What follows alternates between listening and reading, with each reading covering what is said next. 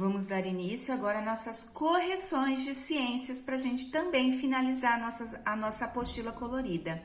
Então, lá na página 41, era uma resposta pessoal, porque ele pergunta qual outra maneira que você comprova a existência do ar? Como que eu posso comprovar a existência do ar?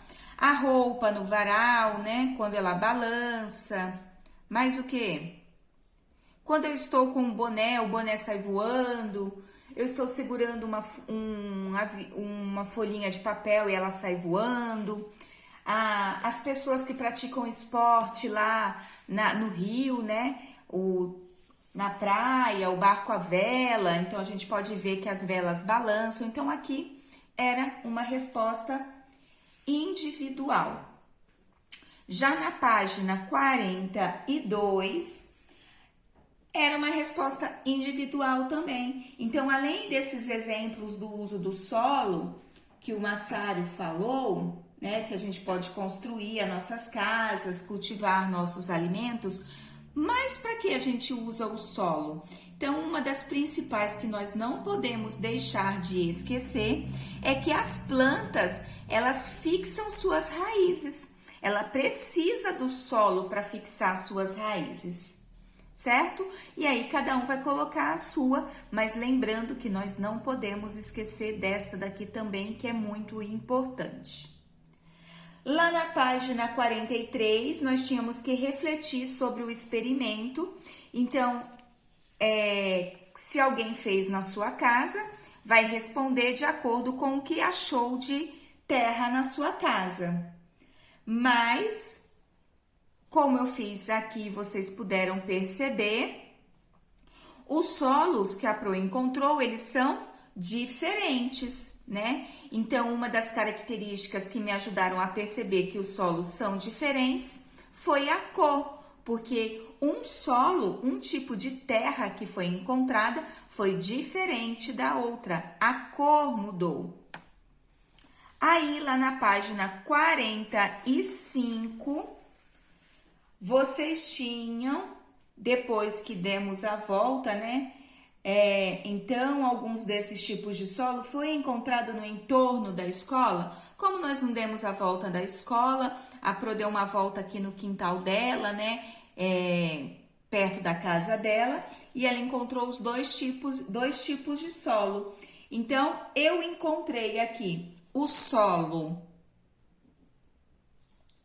umífero ou de terra preta, que é o solo bom para a mamãe fazer o jardim, né? Para plantar.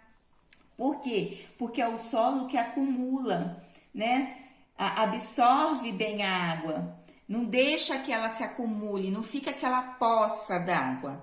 Então, ele é umífero porque ele tem mais nutrientes, porque ele é feito com restos de vegetais, né? E animais. Então, ele tem vitaminas.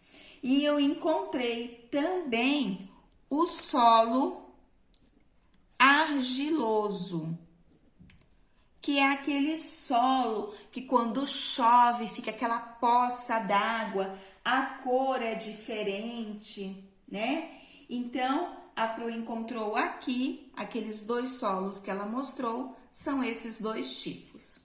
Mas se você fez um diferente, é claro que a sua resposta aqui também será diferente, correto? E aí, lá na página 46, nós tínhamos outras leituras, uma leitura muito importante, muito legal, sobre as terras indígenas. E aí nós vemos o Ita conversando com o Massaro. E na número 2, ele fala assim, o que significa posse permanente sobre terras? O que isso significa? Então, significa sem possibilidade de mudança para sempre, ou seja, que aquele local é dos índios para sempre, né? E aí a gente pulou a número 1, porque a número 1 era uma conversa para a gente conversar. E aí ele fala sobre o motivo pelo qual essa lei é importante para a proteção das terras indígenas. Por que a lei que nós vimos aí, ela é importante. Ela é importante para a gente reconhecer que sem a proteção legal, os indígenas podiam correr o risco, eles correm o risco de ser expulsos de suas terras. Então, aqui no caso, se não tivesse essa lei, com certeza o homem, que é um ser ganancioso, tem pessoas gananciosas que querem sempre mais, elas iriam tirar essas terras dos indígenas. Por isso que foi feita esta lei.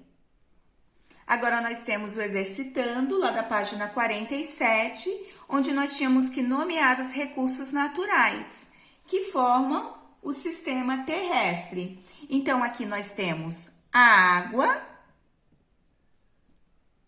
o solo e o ar, certo? São os recursos naturais. A número 2, nós tínhamos que classificar a água em doce ou salgada. O mar, salgada. O rio, doce. O riacho, doce. O lago, doce. O oceano, salgado. E a geleira, doce. Número 3, vamos completar. A água é importante para os seres vivos. Quem são os seres vivos? Os homens, as plantas, os animais, porque todos necessitam dela para sobreviver. Nós precisamos da água para sobreviver. A questão número 4, a água poluída é perigosa. O que acontece se bebermos água imprópria para o consumo?